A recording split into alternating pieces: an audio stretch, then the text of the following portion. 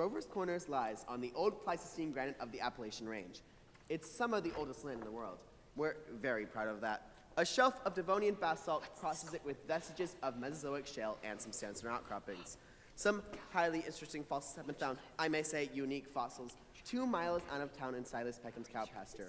They can be seen at the museum in our university at any time. That is, any reasonable time. Shall I read some of Professor Gruber's notes on the meteorological situation? Mean precipitation, etc.? Afraid we won't have time for that, Professor. We might just have a few words on the history of man here. Yes. Anthropological data. Early Amerindian stock. Cotahuasi tribes. No evidence before the 10th century of this era. Now entirely disappeared.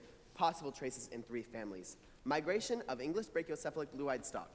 Since then, some Slav and Mediterranean. And the population, Professor Willard? Within the town limits, 2,640. Just a moment, Professor. The twins. Oh, yes, indeed. The population at the moment is 2,642. The postal district brings in 507 more, making a total of 3,149. Mortality and birth rates constant by McPherson's gauge, 6.032. Thank you very much, Professor. I know we're all very much obliged to you. Not at all, ma'am. Not at all. Right this way, Professor. Thank you again. Now for the political and social report. Editor Webb? Oh, Mr. Webb?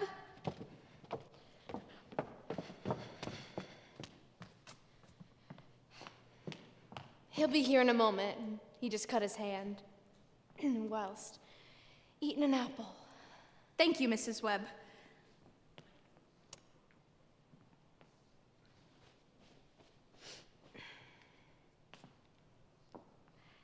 Charles, everybody's waiting.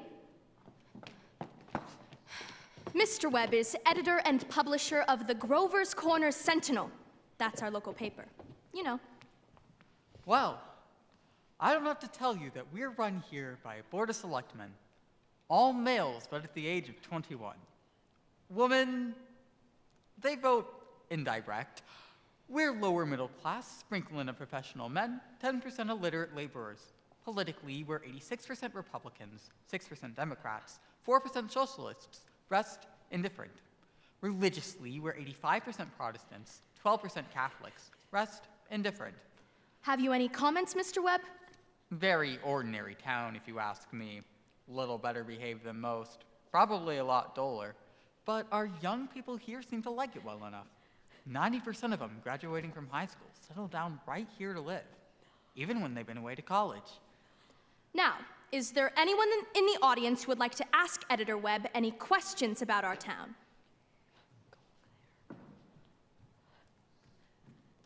Is there much drinking in Grover's Corners?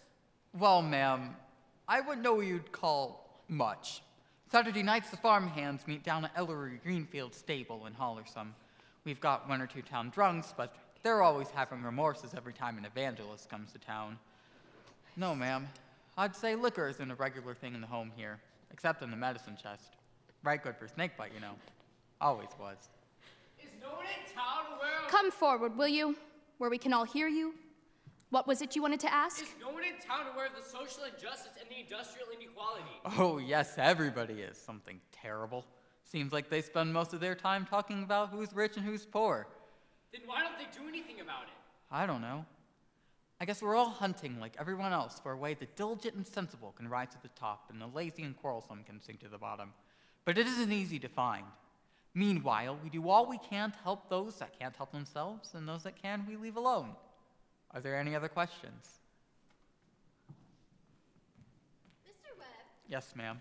Is there any culture or love of beauty in Grover's Corners? Well, ma'am, there isn't much. Not in the sense that you mean. Come to think of it, there's some girls that play the piano for high school commencement, but they aren't happy about it. No, ma'am, there isn't much culture, but maybe this is the place to tell you that we've got a lot of pleasures of a kind here. We like the sun coming up over the mountain each morning, and we all notice a good deal about the birds. We pay a lot of attention to them. And we watch a change of the seasons. Yes, everybody knows about them, but those other things, you're right, ma'am. There isn't much. Robinson Crusoe and the Bible and Hondel's Largo, we all know that. And Whistler's Mother. Those are just about as far as we go. So I thought. Thank you, Mr. Webb. Thank you, Mr. Webb. Now we'll get back to the town. All 2,642 have had their lunches, and the dishes have been washed. There's an early afternoon calm about our town. You can hear a hummin' and a buzzin' coming from the schoolyards. There's only a few buggies on Main Street. Horses are dozing at the hitching posts. You know what it's like. Doc Gibbs is in his office, tapping people and making them say ah. And Editor Webb over there is cutting his lawn. 1 man in 10 thinks it's a privilege to push his own lawnmower. No, sir. It's later than I thought. The children are coming home from school already. I can't, Lois. I gotta get home to help my mother. I promised. Emily, walk simply. Who do you think you are today? Papa, you're terrible. 1 minute you tell me to stand up straight, and the next minute you call me names. I just don't listen to you. You go Excuse me, Miss Forrest. You go out and play in the fields, young man. You got no business playing baseball on Main Street. Awfully sorry, Miss Forrest.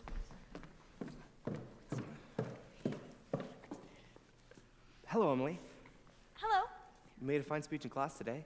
Well, I was really ready to talk about the Monroe Doctrine, but at the last minute, Miss Cochran made me talk about the Louisiana Purchase instead. I worked an awful long time on both of them. Gee, it's funny. From my window up there, I can just see your head nights when you're doing homework in your room. Why, can you? You sure do stick to it. I don't see how you can sit still all that long. I guess you must like school. Well, I always feel it's something you have to go through. Yeah. I don't mind it really. It passes the time. Emily, do you think we might be able to figure out some sort of telegraph between your window and mine? And every once in a while we could, I don't know, share algebra help and stuff. No, not George, the I don't- answers, just some hints. Oh, some hints. Well, I think hints are allowed. So, George, if you get stuck, you whistle to me and I'll give you some hints. Emily, I guess you're just naturally bright. I figure it's just the way a person's born. Yeah, but I want to be a farmer when I grow up, and my Uncle Luke says whenever I'm ready, I can come and work on his farm. And if I'm any good, I can just kind of have it. You mean the house and everything? Yeah. I better start getting to baseball practice. Thanks for the time. Oh, hello, Miss Webb. Good afternoon, George. So long, Emily. So long, George.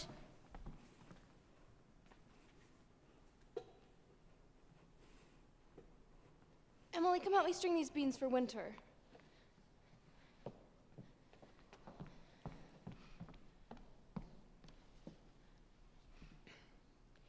George Gibbs sure let himself have a real conversation, didn't he?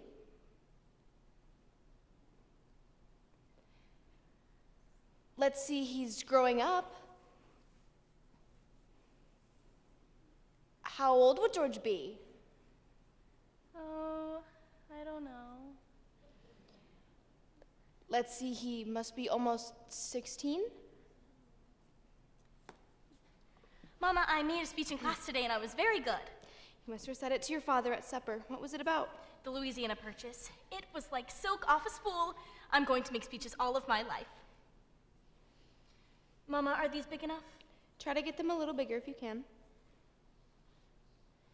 Mama, will you answer me a question? Serious? Seriously, dear, not serious. Seriously, will you? Of course I will. Mama, am I good looking? Of course you are. You have a nice, young, pretty face. Both my children got good features, and I'd be ashamed if they hadn't. No, Mama, that's not what I mean. What I mean is, am I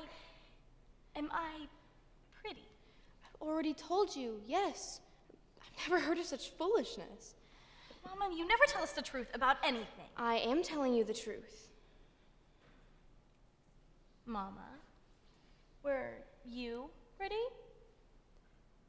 Yes, I was, if I do say it. I was the prettiest girl in town, next to Mamie Cartwright. But, Mama, you have to say something about me. Am I pretty enough to get anybody, to get people interested in me? Emily, you make me tired. Now stop it. You are pretty for all normal purposes. Now come along and bring that bowl with you. Mama, you're no help at all.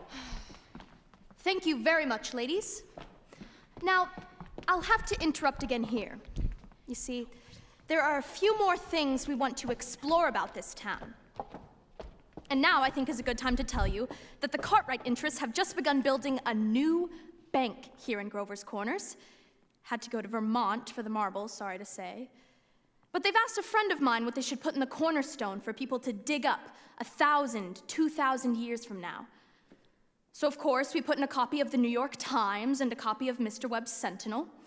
And we're kind of interested in this because some scientific fellas have developed a way of, painting all this reading material with a kind of glue. A silicate glue that'll make it keep 1,000, 2,000 years. And of course, we put in a Bible and the Constitution of the United States and a copy of William Shakespeare's plays. What do you say, folks? What do you think? You know, Babylon once had 2 million people in it, and all we know about them is the names of the kings, the copies of wheat contracts, and contracts for the sales of slaves. Yet every night those families sat down to supper, the father came home from his work, and the smoke went up the chimney. Same as here. And even in Greece and Rome, all we know about the real lives of them is what we can piece together from the joking poems and plays they wrote for the theater back then. So, I'm going to have a copy of this play put in the cornerstone so people 1,000 years from now will know a few simple facts about us. More than the Treaty of Versailles and the Lindbergh Flight. You know what I mean? So, people 1,000 years from now, this is the way we were in provinces north of New York at the beginning of the 20th century. This is the way we were in our growing up, and in our marrying, and in our living, and in our dying. Well, good deal of time's gone by. It's evening. You can hear choir practice going on in the Congregational Church, and the children have settled down to do their schoolwork. The day's running down like a tired clock. Okay, stop! We're gonna have to do that again.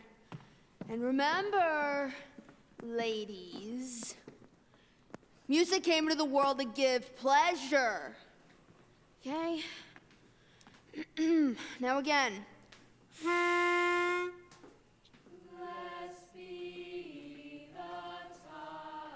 Softer. Softer! All right, look here.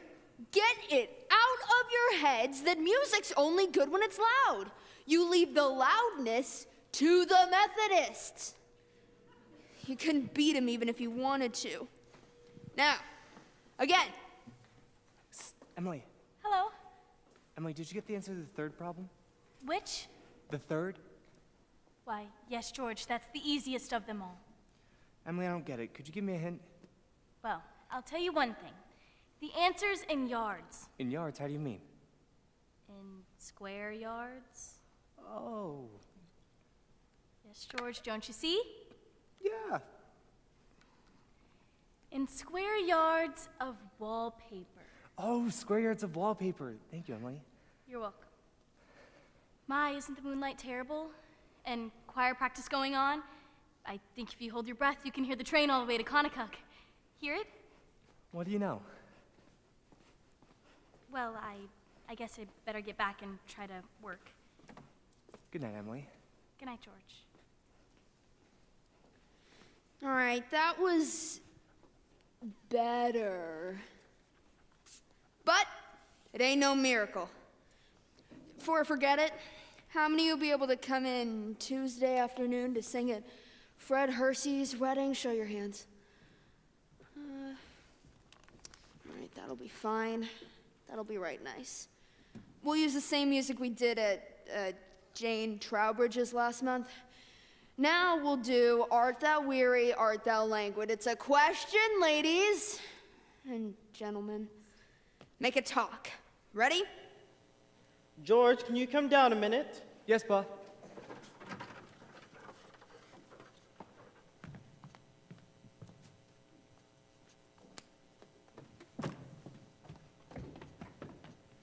Make yourself comfortable. I'll only keep you here a minute.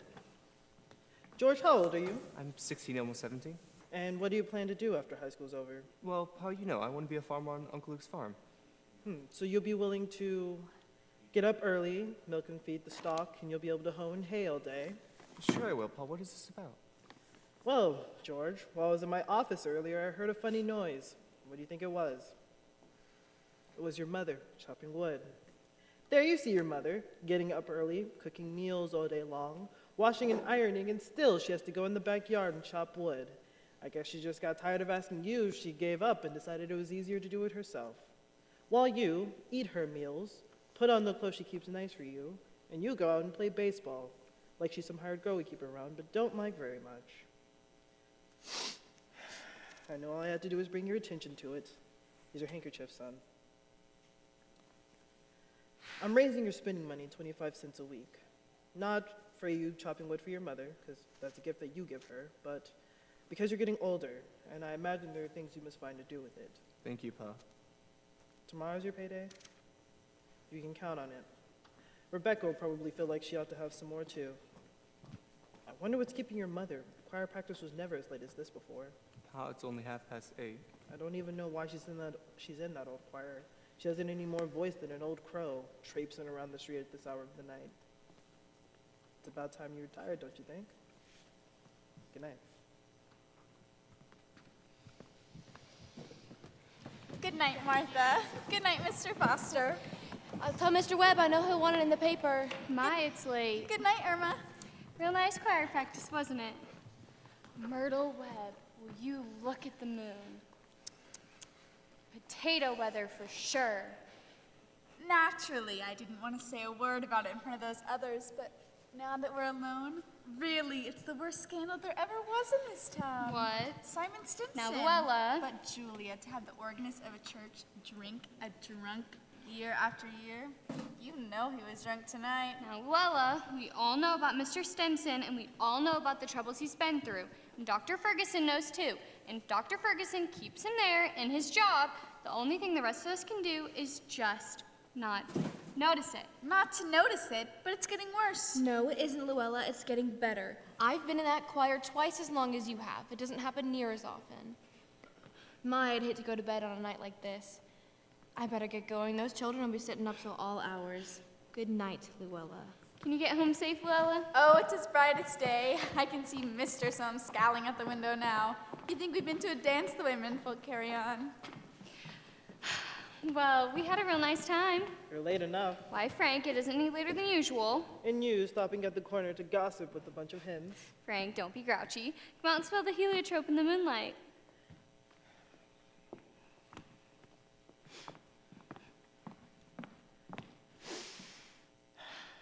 My, isn't that wonderful? What did you do all the time I was away? Oh, I read, as usual. What were you and the girls gossiping about? Well, believe me, Frank, there's something to gossip about. Simon Stimson, far gone, was he? Worst I've ever seen him. How will that end, Frank? Dr. Ferguson can't forgive him forever. I guess I know more about Simon Stimson affairs than anybody in this town.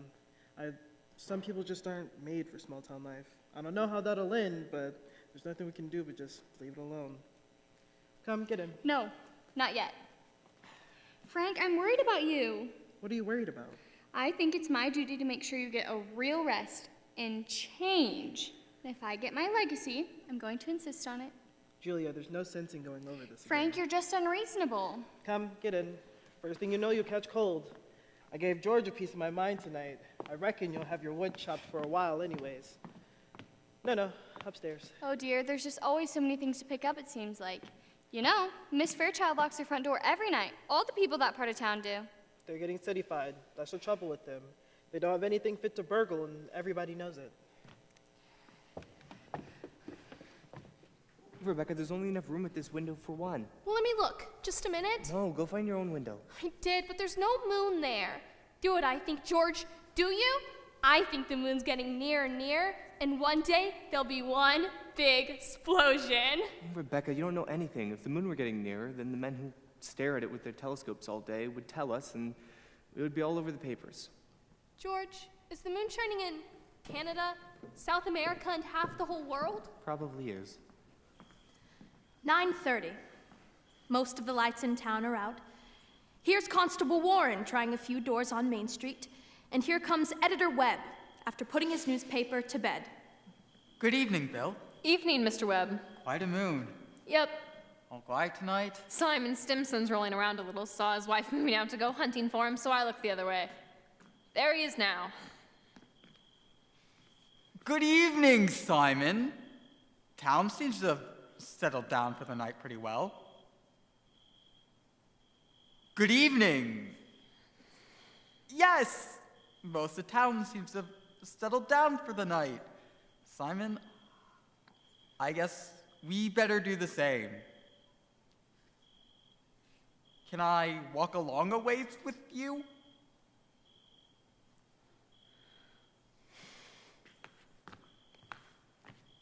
Good night.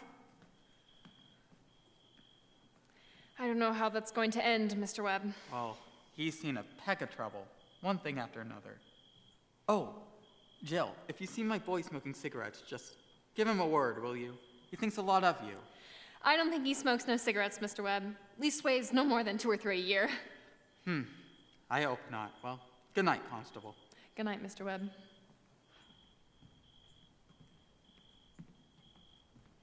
Who's that up there? Is that you, Myrtle? No, it's me, Papa. Why aren't you in bed? I don't know, I can't sleep yet, Papa. The moonlight's so wonderful. And the smell of Mrs. Gibbs' heliotropes, can you smell it? Yes. Haven't any troubles on your mind, have you, Emily? Troubles, Papa? No. Well, enjoy yourself, but don't let your mother catch you. Good night, Emily. Good night, Papa. I never told you about that letter Jane Crawford got from her minister when she was sick? Well, he wrote her a letter, and on the envelope, the address was like this. Jane Crawford, the Crawford Farm, Grover's Corners, Sutton County, New Hampshire, United States of America. What's funny about that? But listen, it's not finished yet. United States of America, continent of North America, the Western Hemisphere, the world, the solar system, the universe, the mind of God. That's what it said on the envelope. What do you know? And the postman brought it just the same. What do you know? That's the end of the first act. You can go out and smoke now. Those that smoke.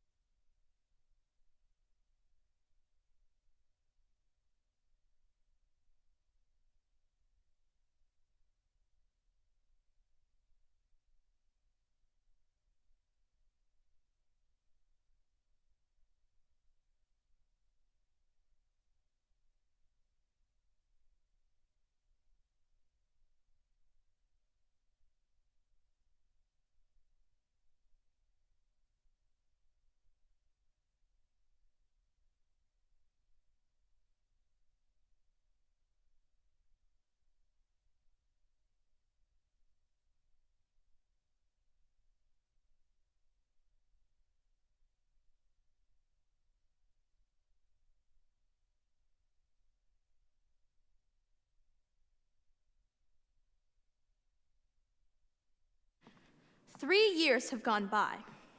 Yes, the sun's come up over 1,000 times. Summers and winters have cracked the mountains a little bit more, and the rains have brought down some of the dirt. Some babies who weren't even born before have begun talking regular sentences already, and a number of people who thought that they were right young and spry have realized they can't bound up a flight of stairs like they used to without their heart fluttering a little. All that can happen in 1,000 days. Nature's been pushing and contriving in other ways too, of course. A number of young people fell in love and got married. Yes, the mountain got bit away a few fractions of an inch.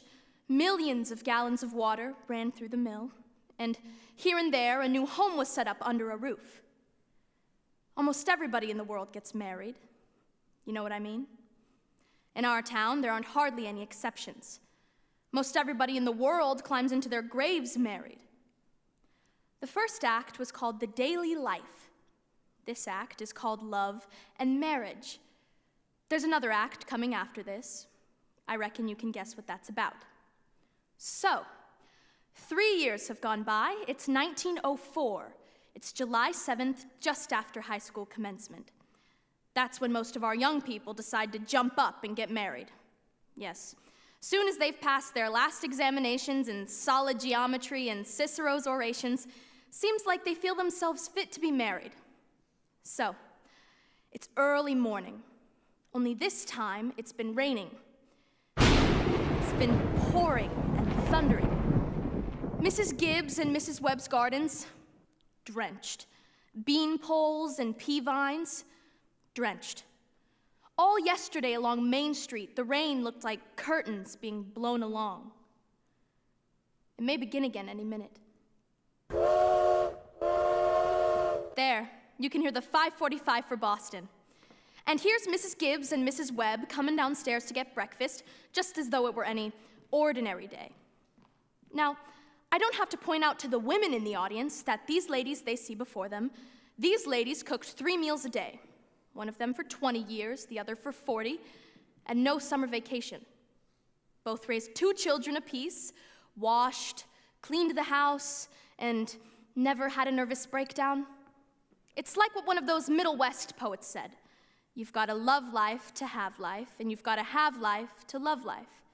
It's what they call a vicious circle. Here comes Howie Newsome delivering the milk, and Cy Kroll delivering the papers like his brother before him.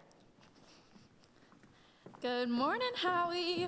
Morning, Cy. Anything in the papers I ought to know? No, nothing much, except we're losing about the best baseball player that Grover's Corners has ever had, George Gibbs. Reckon he is. Yep, he could hit and run bases, too. Yep, mighty fine ball player. Whoa, Bessie! I guess I can stop and talk if I have a mind to. I guess I just don't see how he could give up such a thing like that just to go and get married. Would you have, Howie? Can't tell, Cy. Never had no talent that way. You're up early, Constable. Seeing if there's anything I can do to prevent a flood. The river's been rising all night. Cy Kroll here's all worked up about George Gibbs retiring from baseball. Yes, that's the way it goes. Back in '84, we had a player, Cy, even George Gibbs couldn't have touched him. Name of Hank Todd, went down to Maine to become a parson. Wonderful ball player. Howie, how does the weather look to you? Oh, 'tain't bad. Think maybe it'll clear up for good. It's gonna rain again? Morning, Miss Gibbs. It rained so heavy I think maybe it'll clear up. I certainly hope it will. How much did you want today? Well, I'm going to have a house full of relations, so it seems to me I'll need 3 milk, 2 cream. My wife says to tell you we both hope they'll be very happy, Miss Gibbs. No, they will. Thanks a lot, Howie. Tell your wife I hope she makes it to the wedding. Yeah, she'll be there. She'll be there if she can. Morning, Miss Webb. Morning, Howie. I told you 4 quarts of milk, but I hope you can spare me another. Yes, and the 2 of cream. Will it start raining again? Well, I was just saying to Miss Gibbs on how it may lighten up. Miss Newsome told me to tell you we both hope they'll be very happy, Miss Webb. No, they will. Thank you, and thank Mrs. Newsome. And we hope to see you both at the wedding? Yes, Miss Webb. We hope to get there. Couldn't miss that. Come on, Bessie. Frank Gibbs, don't you say another word. I feel like crying every minute. Sit down and drink your coffee. Thinking like he's glad to leave us. Every now and then I hear him say, I do, to the mirror, but it doesn't sound very convincing to me. I declare, Frank, I don't know how they'll get along. I've arranged his clothes and seen to it that he's put warm things on. Frank, they're too young. Emily won't think of such things. He'll catch his death of a cold and cough all through the service. You know, Julia, I was remembering my wedding morning. Now don't start that, Frank Gibbs. I was the scaredest young fella in the state of New Hampshire. I thought for sure I'd make a mistake. And when I saw you walk down that aisle, I thought for sure you were the prettiest girl I'd ever seen. The only problem was I'd never met you before. There I was in the Congregational Church, marrying a total stranger. And how do you think I felt? Frank, weddings are perfectly awful things. Farces. That's what they are. Here, I made you something. Why, Julia Hersey, French toast? Why, it isn't hard to make, and I had to do something. How'd you sleep last night, Julia? Well, I heard a lot of the hours struck off. Yes, I get a shock every time I think about George settling down to be a family man. That great gangling thing, Julia. I tell you, there's nothing more terrifying in this world than a son. The relation between father and son is the darndest, Well, awkwardest. mother and daughter's no picnic either, let me tell you. They'll have their problems, I suppose. But everyone's allowed to their own problems. Yes, people are meant to go through life 2 by 2. It isn't natural to be lonesome. You know one of the things I was scared of when I married you? Oh, go along with you. I thought we wouldn't have material for conversation more than last us a few weeks. For sure we'd run out and eat our meals in silence. But we've been conversing for 20 years now, without any noticeable barren spells. Well, good weather, bad weather isn't very choice, but I always find something to say.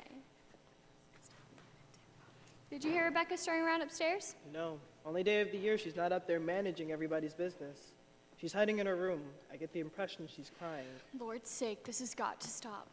Rebecca! Rebecca! Come get your breakfast!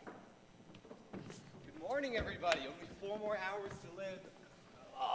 George Gibbs, where are you going? I'm just gonna step across the grass to see my girl. Now, George, it's raining torrents outside, and you don't go out of this house without you're prepared for it. Oh, Ma, it's just a step.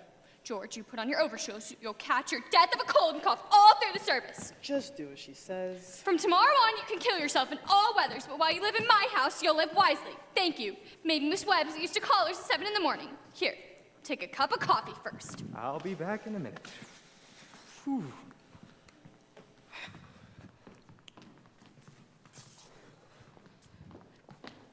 Good morning, Mother Webb. Goodness, you frightened me. Now, George, you can come in a minute out of the wet, but you know I can't ask you in. Why is that? George, you know as well as I do, a groom can't see his bride on his wedding day. Not until he sees her in church. Well, that's just a superstition. Oh, good morning, Mr. Webb. Good morning, George. You don't believe in that superstition, do you? There's a lot of common sense in some superstitions, George. Millions have followed it, and you don't want to be the first to fly in the face of custom. How's Emily? She hasn't waked up yet. Haven't heard a sound out of her. Emily's asleep? No wonder. We were up till all hours sewing and packing. I'll tell you what I'll do. You sit here a minute with Mr. Webb and drink this cup of coffee. I'll go upstairs and see if she doesn't come down and surprise you.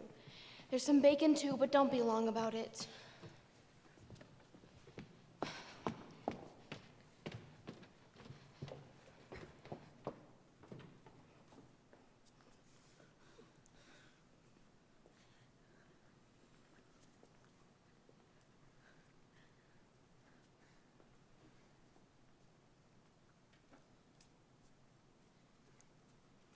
Well, George, how are you?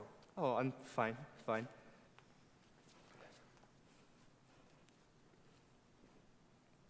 Mr. Webb, what sort of sense could there be in a superstition like that? Oh, you know, on our wedding morning, the girls' heads have to be full of clothes and one thing and another. Don't you think that's probably it? Yes, I suppose. A girl's apt to be a mite nervous on her wedding day. I wish a fellow could get married with all that marching up and down. Every man that's ever lived has felt that way about it, George, but it hasn't been any use. It's the women folk who built up weddings, my boy. For a while now, the women have had it all their own. A man looks pretty small at a wedding, George.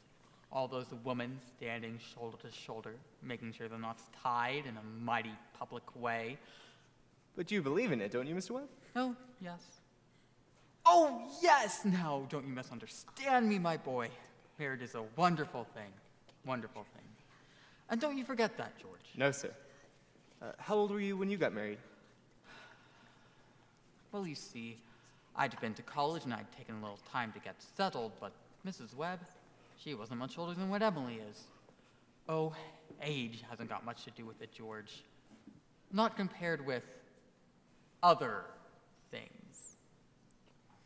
What were you going to say? I don't know, was I going to say something? George, I was thinking of some advice my father gave me when I got married. Charles, he said. Charles, start out early, showing who's boss, he said. Best thing to do is to give an order. Even if it don't make sense, just so she'll learn to obey. And he said, if anything about her irritates you, her conversation or anything, just get up and leave the house. That'll make it clear to her. Oh, and he said, never, never let your wife know how much money you have. Never. Well, Mr. Webb, I don't think I could exactly do something So, I took the exact opposite of his advice, and I've been happy ever since. And let that be a lesson to you, George. Never to ask advice on personal matters. George, are you going to raise chickens on your farm? Pardon? Are you going to raise chickens on your farm? Well, Uncle Luke's never thought much about it, but I've been starting to read up on it. A book came into my office the other day, George, on the philo system of raising chickens. I want you to read it. I'm thinking of beginning in a small way in the backyard, and I'm going to put an incubator in the cellar. Charles, are you talking about that old incubator again? I thought you two would be talking about something worthwhile. Well, Myrtle, if you want to give the boys some good advice, I'll go upstairs and leave you alone with him. George, Emily's got to come downstairs and eat her breakfast. She sends you her love, but she does not wish to lay eyes on you. Goodbye. Goodbye.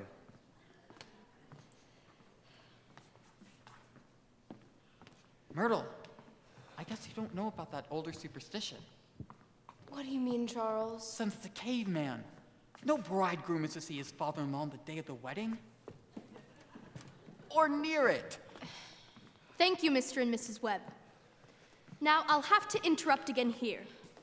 You see, we want to know how all of this began. This wedding, this plan to spend a lifetime together. I'm awfully interested in how big things like this begin. You know how it is. You're 21 or 22. You make a couple of decisions and then you're 70. You've been a lawyer for 50 years and that white-haired lady by your side has eaten over 50,000 meals with you. How do such things begin?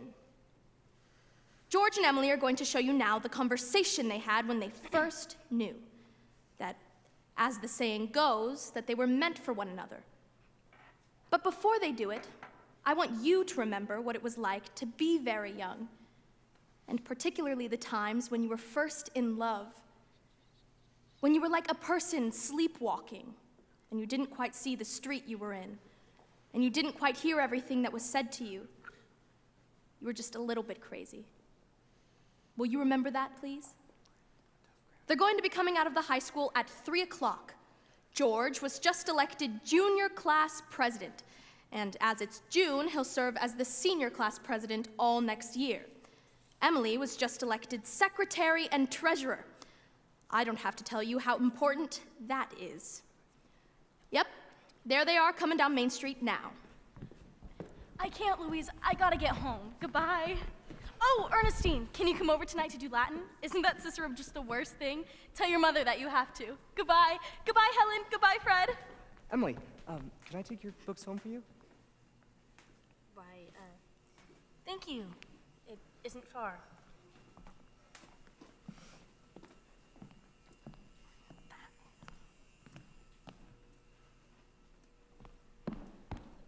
Emily, why are you mad at me? I'm not mad at you. You've been treating me so funny lately. Well, since you asked, George, I might as well just come right out and say it. Oh, goodbye, Miss Cochran. Goodbye, Miss Cochran. What is it? I don't like this whole change that's come over you in the last year. Now, I'm sorry if that hurts your feelings, but I've just got to tell the truth and shame the devil. But change? What change? Well, up to a year ago, I used to like you a lot. And I used to watch you as you did everything, because we've been friends for so long.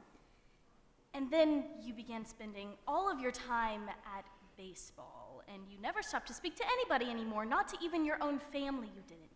And George, it's a fact, you've become awful conceited and stuck up, and all of the girls say so. They may not say it to your face, but it's what they're saying behind your back.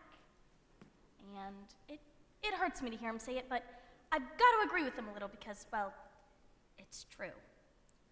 Now, I'm sorry if that hurts your feelings, but I can't be sorry that I said it. I'm glad you told me, Emily. I never knew such a thing was happening to me, but, I mean, it's kind of hard for a fellow not to have some faults creep into his character. Well, I always expect a man to be perfect, and I think he should be. I don't think it's possible for anybody to be perfect. Well, my father is. And as far as I can see, your father is. So there's no reason on earth why you shouldn't be too. I think it's the other way around, that girls are naturally good and men aren't. Well, you might as well know right now that I'm not perfect. It's not as easy for a girl to be as perfect as a man because we girls are more nervous. Now I'm sorry I said all that about you. I don't know what made me say it. Emily. Now I can see that it's not the truth at all, and I suddenly feel like it isn't important anyway.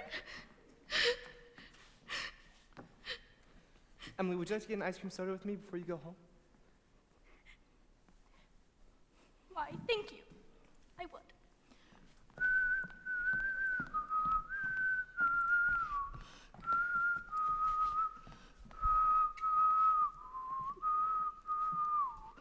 Hello, Stu. Hello, George. Hello, Emily. What can I get for you guys? Why, Emily Webb, what have you been crying about? She just had an awful scare. She nearly got hit by that hard store wagon. Everybody knows Tom Hawkins drives like a crazy man. Well, now, you take a drink of water. Emily, you look all shook up. I tell ya, you've got to look both ways before you cross Main Street these days. Gets worse every year. What'll you have, Emily? I'll have a strawberry frostbite. No, have an ice cream soda with me. 2 strawberry ice cream sodas, Mr. Morgan. 2 strawberry ice cream sodas. Yes, sir. Yes, sir. You know, there's 125 horses in Grover's Corners this minute I'm talking to you. The state inspector was in here yesterday, and he says they're bringing in these automobiles. The best thing to do is just stay inside. I remember when a dog could go to sleep all day in the middle of Main Street and nothing would come along to bother him. There they are. Enjoy them. Yes, Mrs. Ellis, what can I get for you? They're so expensive. No, don't worry about that. We're celebrating. And do you know what I'm celebrating? No. I'm celebrating that I have a friend that tells me everything that ought to be told to me. George, please don't think of that. I don't know why. No, you stick to it. I'll change so fast, you'll see.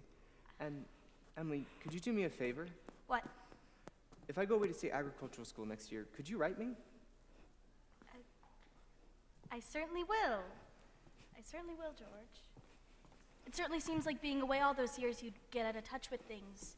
Maybe letters from Grover's Corners wouldn't be so important after a while. I mean, Grover's Corners isn't a very important place when you think of all of New Hampshire, but it's a very nice town. Emily, I don't think the day would come when I wouldn't want to hear everything about Grover's Corners. Well, I'll try to make my letters interesting.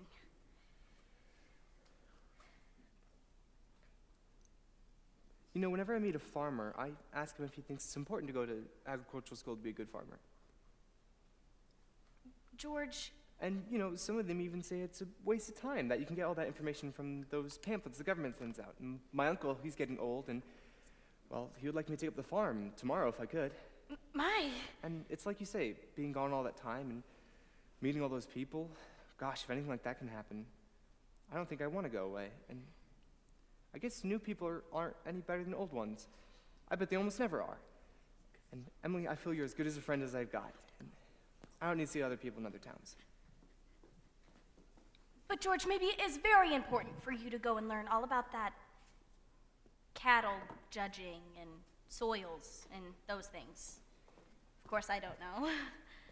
Emily, I'm going to make up my mind right now. I won't go. I'll tell my pa tonight. George, I don't see why you have to make a decision right now. It's a whole year away. Emily, I'm glad you told me about that fault in my character. What you said was right, but there was one thing wrong in it. when you said that I never noticed anybody. You, for instance.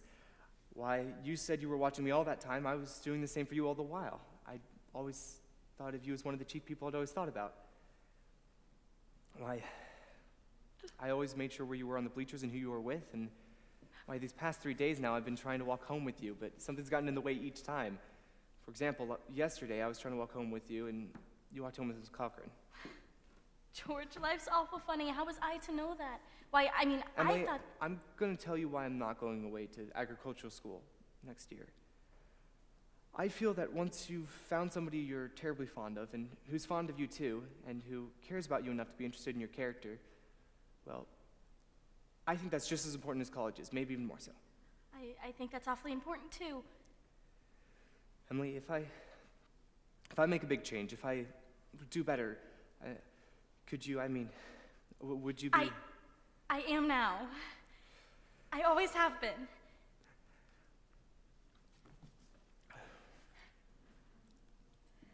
Well, this is an important talk we've been having. Yeah, yes. Wait one moment, I'll get ready to go.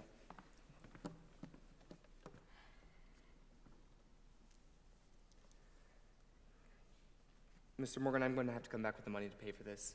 George Gibbs, do you mean to tell me... Yes, but I had reasons. Here, keep my pocket watch until I get back with the money. Keep your watch, George. I'll trust you. I'll be back in 5 minutes. I'll trust you 10 years, George, not a day over. Got all over your shock, Emily?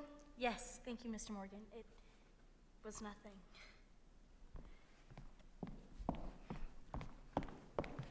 Well, now let's get on with the wedding. There are a lot of things to be said about a wedding. There are a lot of thoughts that go on during a wedding. We can't fit them all into one wedding, naturally, especially not a wedding in Grover's Corners, where they're awfully plain and short.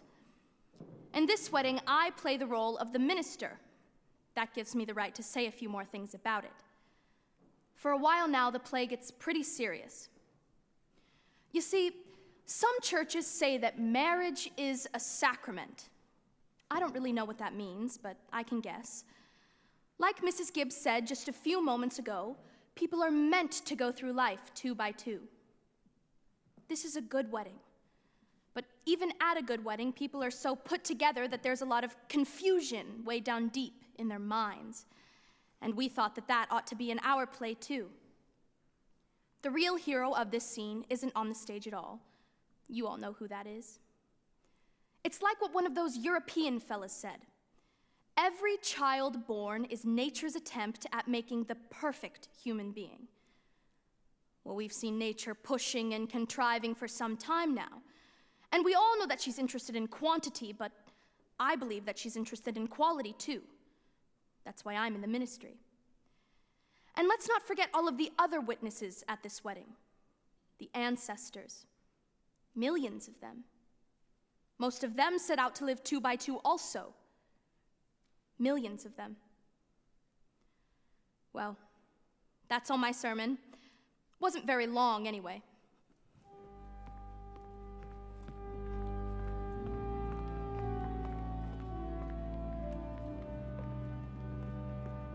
I don't know why on earth I should be crying. I suppose there's nothing to cry about.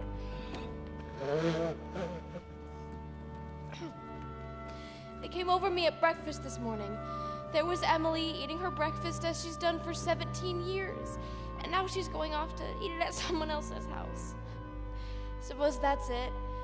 And Emily, she suddenly said, "I can't eat another mouthful." And then she put her head down on the table and she cried. I've got to say it.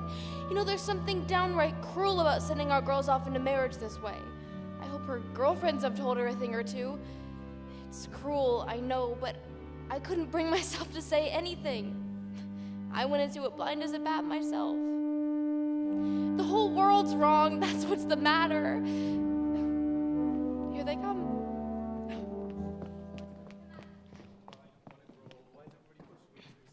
George, you wanted it. No, Mom, No, listen. George, you're a man now. Ma, all I want to do is... George, stop. Why, if anyone should hear you, why, stop. I'm ashamed of you. Where's Emily? George, you gave me such a turn. Cheer up, Mom, I'm getting married. Let me catch my breath a minute.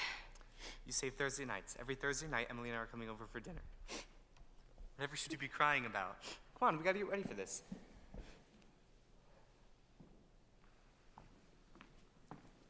I've never felt so alone in my whole life. And George over there looking so... I hate him. I wish I were dead. Papa! Emily, no, don't get upset. But Papa, I don't want to get married. Shh. Everything's all right. Why can't I stay for a while, just as I am? Let's go away. No, Emily, no, stop and think a minute. But don't you remember what you used to say? All the time, you used to say all the time that I was your girl. There must be plenty of places that we could go to. I could work for you. I could keep house. Shh, you mustn't think of such things, Emily. You're just nervous. George, will you come here a minute? Why? You're marrying the best young fellow in the world. George is a fine fellow. But Papa... I'm giving away my daughter, George. Do you think you can take care of her? Mr. Webb, I want to try. Emily, I'm going to do my best. I love you. I need you. Well, if you love me, then help me. All I want is for someone to love me. I will, Emily. I'll try. And I mean forever. Do you hear? Forever and ever. Come, they're waiting for us. No, you know it'll be all right. Come quick.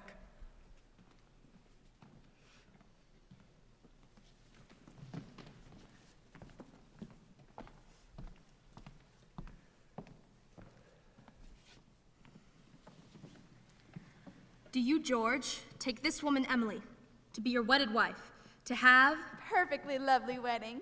Loveliest wedding I ever saw. Oh, I do love a good wedding, don't you? Doesn't she make a lovely bride? I do. And do you, Emily, take this man, George, to be your wedded husband, to have... Don't know when I've been to such a lovely wedding, but I always cry. Don't know why it is, but I always cry. Oh, I just like to see young people happy, don't you? Oh, I think it's lovely. I've married over 200 couples in my day. Do I believe in it? I don't know. N marries N, the cottage, the Sunday afternoon drives in the Ford, the first rheumatism, the grandchildren, the second rheumatism, the deathbed, the reading of the will. Once in 1,000 times, it's interesting.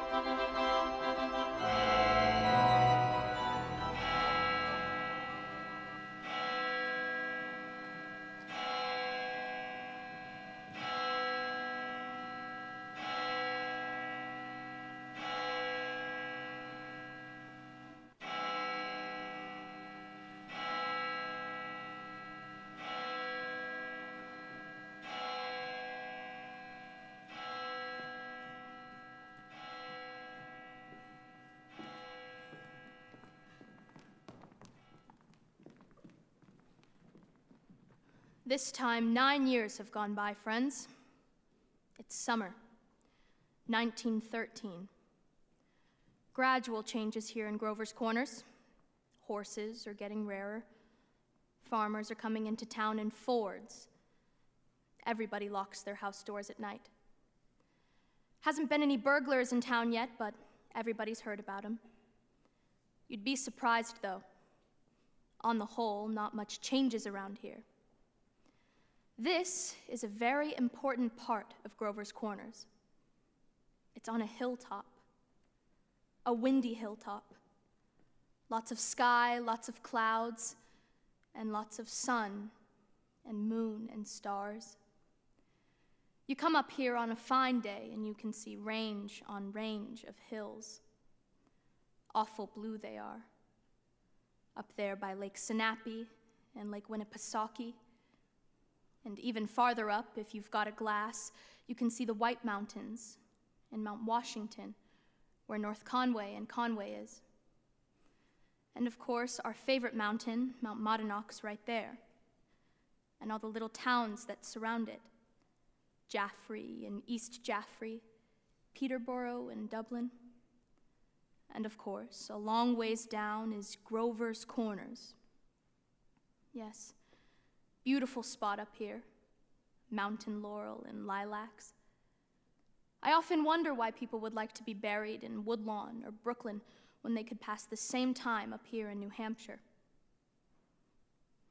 Over here are the old stones, 1670 to 1680. Strong-minded people who came a long way to be independent. Summer people walk around and laugh at the funny words written on the tombstones. I guess it doesn't do any harm. And genealogists come up from Boston, get paid by city people to look up their ancestors. They want to make sure that they're really daughters of the American Revolution and the Mayflower. I guess that doesn't do any harm either. Wherever you come near the human race, there's layers and layers of nonsense.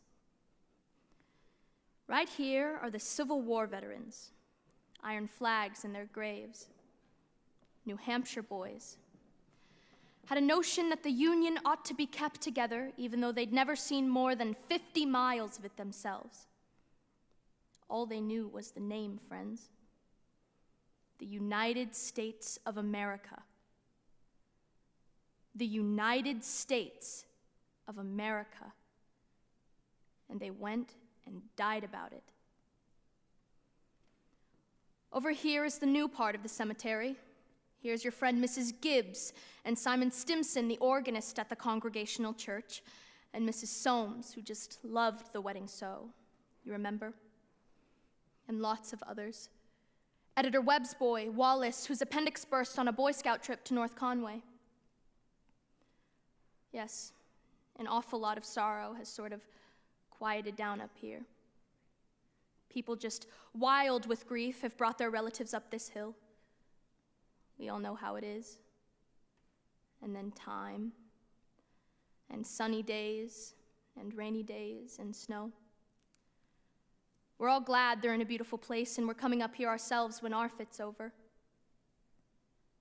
Now, there are a lot of things that we all know, but we don't take them out and look at them very often.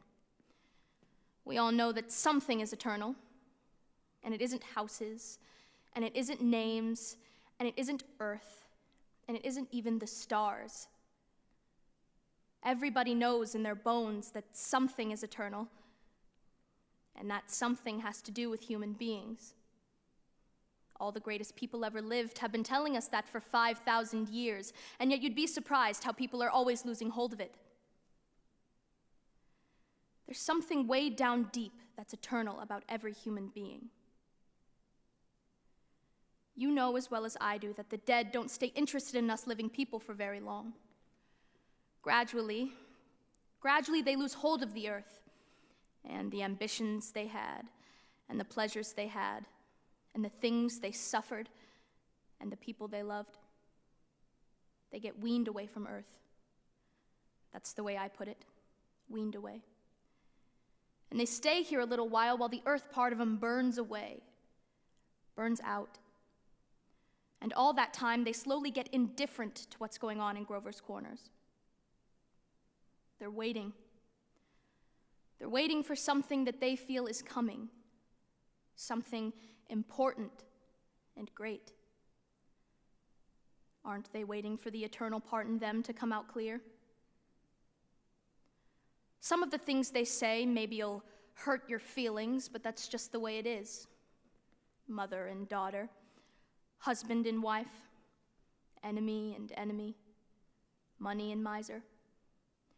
All of those terribly important things kind of grow pale around here. And what's left when memory's gone? Here comes some living people. Joe Stoddard, our undertaker, is supervising a new-made grave. And here comes a Grover's Corners girl who left town to go out west. Good afternoon, Joe Stoddard. Good afternoon. Good afternoon. Now let me see. Do I know you? I'm Sam Craig. Oh, gracious sakes alive, of all people. I should have known you'd be back for the funeral. You've been away a long time, Sam. Yes, I've been away over 12 years. I'm in business out in Buffalo now, Joe, but I was in the East when I got the news of my cousin's death, so I thought I'd combine things a little and come and see the old home. You look well. Yes, I can't complain. It's very sad our journey today, Sam. Yes. Yes, I always say I hate to supervise when a young person is taken. They'll be here in a few minutes now. I had to come here early today. My son is supervising back at the home. Old Farmer McCarty. I used to do chores for him after school. He had the lumbago. Yes, we brought Farmer McCarty up here a number of years ago now. Why, it's my Aunt Julia. I'd forgotten that she'd... Of course. Yes, Doc Gibbs lost his wife too 3 years ago around this time, and today's another pretty bad blow for him too. That's my sister Carrie's girl, Sam. Sam Craig. I'm always uncomfortable when they're around. Simon. Do they choose their own verses much, Joe? No, not usual. Most of the bereaved pick a verse. Doesn't sound much like my Aunt Julia. There aren't many of those Hersey sisters left now, are there? Let me see. Well, where are? I wanted to look at my father's and mother's. Yes, over there by the Craigs, Avenue F. Oh, he was an organist at the church, wasn't he? Drank a lot, we used to say. Nobody was supposed to know about it. He'd seen a peck of trouble. He took his own life, you know. Oh, did he? Hung himself in the attic. They tried to hush it up. But of course it got around. He chose his own epitaph. You can see it on the gravestone there. It ain't a verse exactly. Why, it's just some notes of music. What is it? Oh, I wouldn't know. It was written up in the Boston papers at the time. Joe, what did she die of? Who? My cousin. Oh, you didn't know? Well, she had some trouble bringing a baby into the world. Twas her second, though. There's a little boy about 4 years old. And the grave is gonna be over there? Yes, there ain't much more room here among the Gibbses, so they're opening up a whole new Gibbs section over by Avenue B, and you'll have to excuse me now. I see they're coming.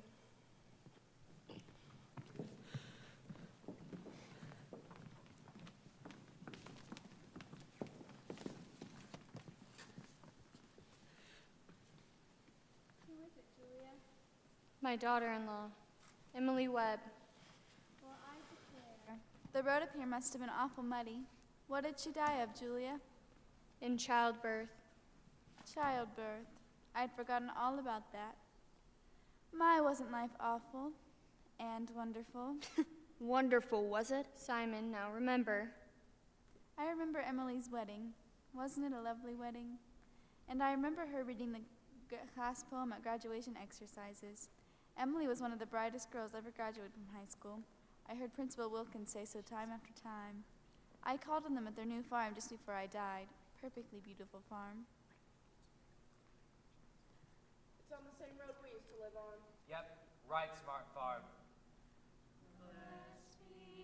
I always liked that hymn. I was hoping they'd sing it again.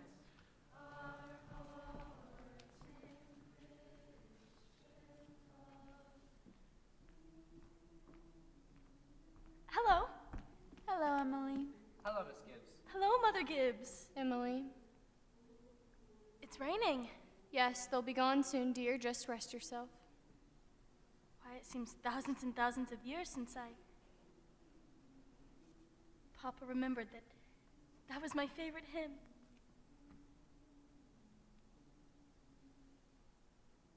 Oh, I wish I'd been here a long time. I don't like being new here. Oh, how do you do, Mr. Stimson? How do you do, Emily? Mother Gibbs, George and I have made that farm into just the best place you ever saw. We thought of you all of the time. We wanted you to see the new barn and the great long cement drinking fountain we bought for the stock from the money that you left us. I did? Why, don't you remember, Mother Gibbs, the legacy you left us? Why, it was over $350. Yes, yes, Emily.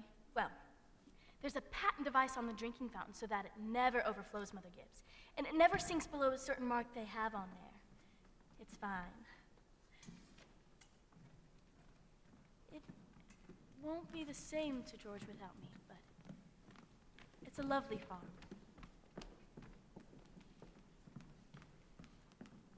Live people don't understand, do they? No, dear, not very much. They're sort of shut up in little boxes, aren't they? I feel as though I knew them last 1,000 years ago. My boy is spending the day at Mrs. Carter's house. Oh, Mr. Carter, my boy is spending the day at your house. Is he? Yes, he loves it there. Mother Gibbs, we have a Ford, too. Never gives us any trouble. I don't drive, though.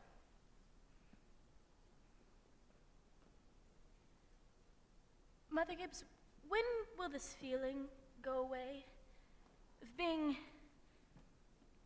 one of them? How long does it... Shh, dear. Just wait and be patient. Oh, I know. Look, Father Gibbs is bringing you some of my flowers. Oh, Mother Gibbs, I never realized before how troubled and how in the dark live persons are. Look at him. I loved him so.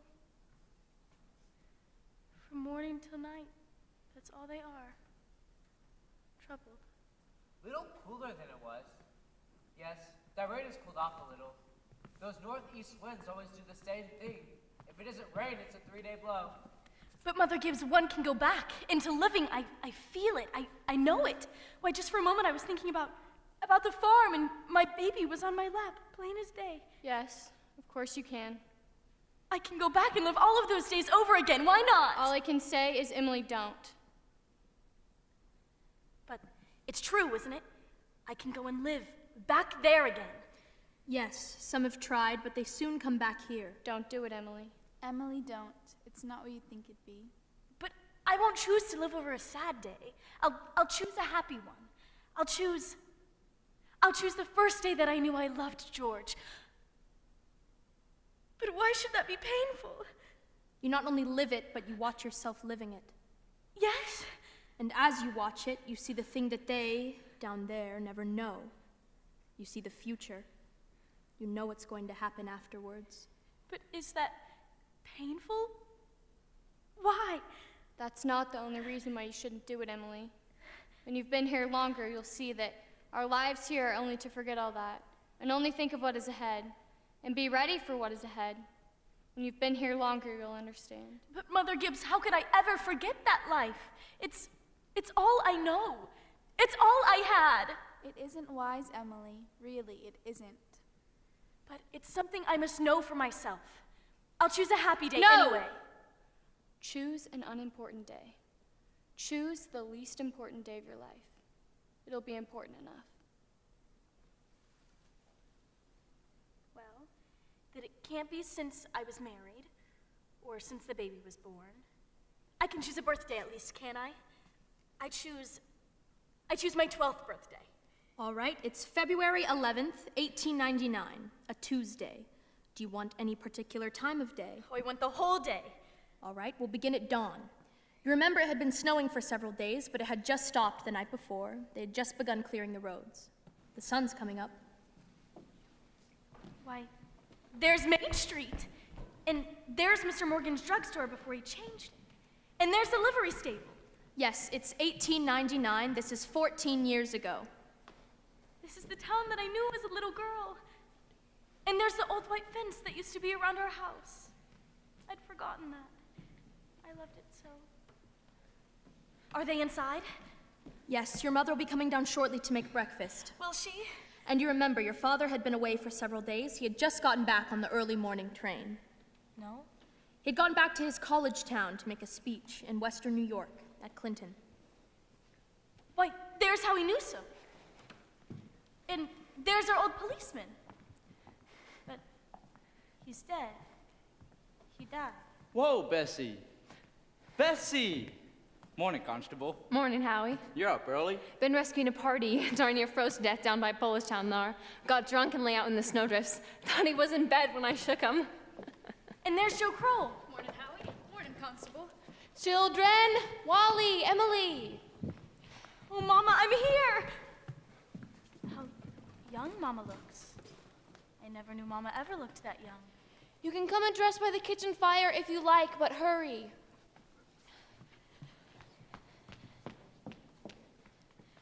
Good morning, Mr. Newsom. Oh, it's cold. 10 below down by my barn, Miss Webb. Think of it. Keep yourself wrapped up. Mama, I can't find my blue hair ribbon anywhere. Just open your eyes, dear, that's all. I laid it out for you on the dresser there, special. If it were snake, it'd bite you. Yes. Yes. Good morning, Constable. Good morning, Mr. Webb. You're up early. Yes, just been back to my old college in New York State. And any trouble here? Well, I was called up this morning to rescue a Polish fella. Darn near froze to death he was. We must get in the paper. Oh, it wasn't much. Papa.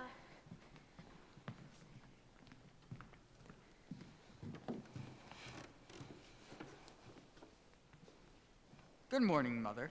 How'd it go, Charles? Oh, fine, I guess. I told him a few things. Everything all right here? Yes, can't think of anything that's happened special. Been right cold. Mr. Newsom says it's 10 below over to his barn. Yes. Well, it's colder than that at Hamilton College. Students' ears are falling off. It's not Christian. Paper have any mistakes in it? None that I noticed.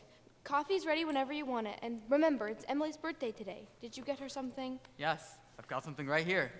Where's my girl? Where's my birthday girl? Don't interrupt her now, Charles. You can see her at breakfast. She's slow enough as it is. Children! Hurry up! Now I don't want to call you again. I can't bear it. They're so young and beautiful. Why did they ever have to get old? Oh, Mama, I'm here. I'm grown up. I love you all, everything. I can't look at everything hard enough. Can I go inside?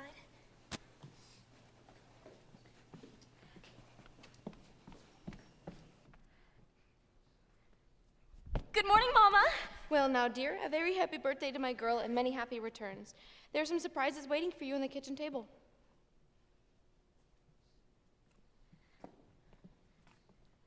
Why, Mama, you shouldn't have. I can't. I can't. But birthday or no birthday, I want you to eat your breakfast good and slow. I want you to grow up to be a good, strong girl. That in the blue paper is something from your Aunt Carrie, and I reckon you can guess who brought the postcard album. I found it on the doorstep this morning. George Gibbs. He must have come over early in the cold. Right nice of him. Oh, George. I'd forgotten that. But chew that bacon good and slow. It'll help keep you warm on a cold day.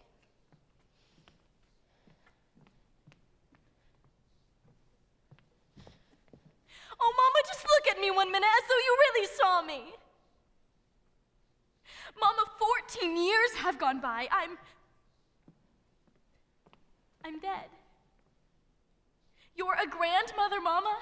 I married George Gibbs, Mama. Wally's dead, too. His appendix burst on a camping trip to North Conway. We felt just terrible about it. Don't you remember? But just for a moment, we're all together.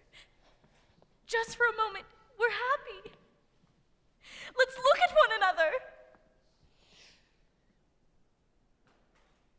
That in the yellow paper is something I found in the attic, among your grandmother's things. You're old enough to wear it now, and I thought you'd like it.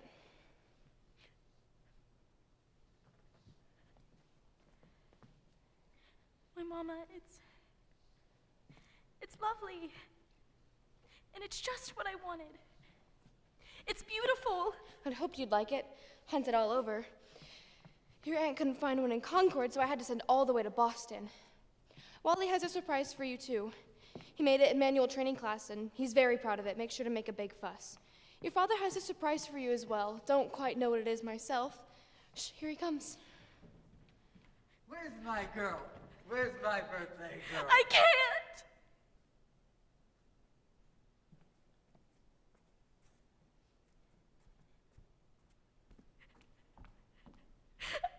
I can't go on.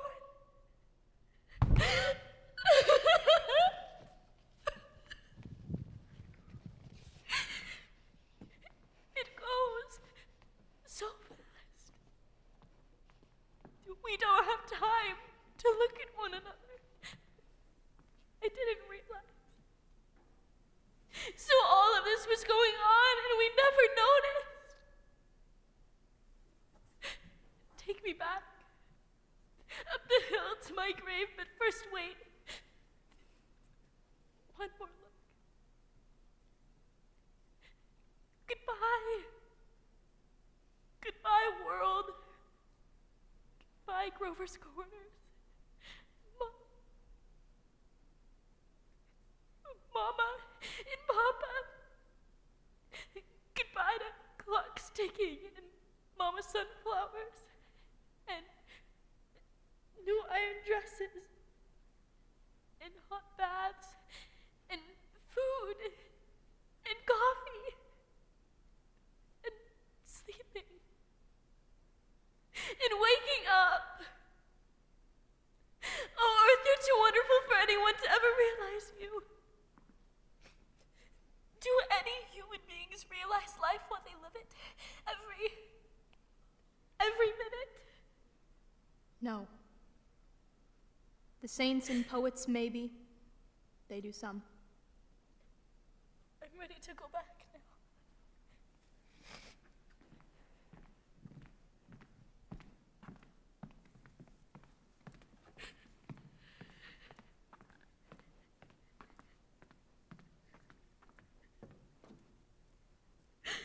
Were you happy?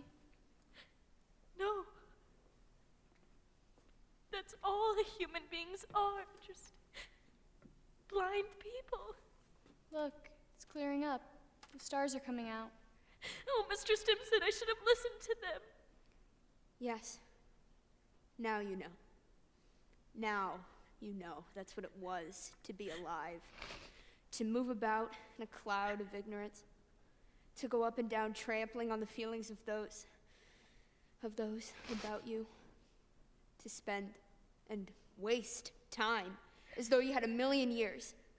To be always at the mercy of one self-centered passion or another. Now you know. That's the happy existence you wanted to go back to. Ignorance and blindness. Now, Simon Stimson, that isn't the whole truth, and you know it. Emily, look at that star. Forget its name. My boy Joel was a sailor. He used to sit on the porch evenings and tell them all by name. Yes, sir. Wonderful. A star is mighty good company. Yes, yes, 'tis. Here's one of them coming. That's funny. Isn't no time for one of them to be here. Goodness sakes. Oh, Mother Gibbs, it's George. Just rest yourself, dear. It's George. And my boy Joel, who knew the stars, he used to say it took millions of years for that speck of light to get to Earth. Don't know anybody who believe him, but that's what he used to say. Millions of years. Goodness, it's no way to behave. We ought to be home. Mother Gibbs, Yes, Emily? they don't understand, do they? No, dear. They don't understand. Most everybody's asleep in Grover's Corners. There's only a few lights on.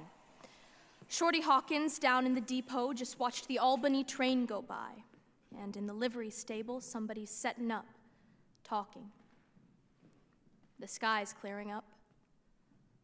The stars doing their old crisscross journeys in the sky. Scholars haven't settled the matter yet, but they believe that there are really no living beings up there. Just chalk or fire. Only this one is straining away so hard to make something of itself. And the strain is so great that every 16 hours we all lie down and have a rest.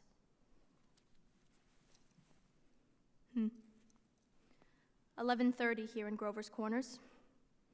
You get a good rest too. Good night.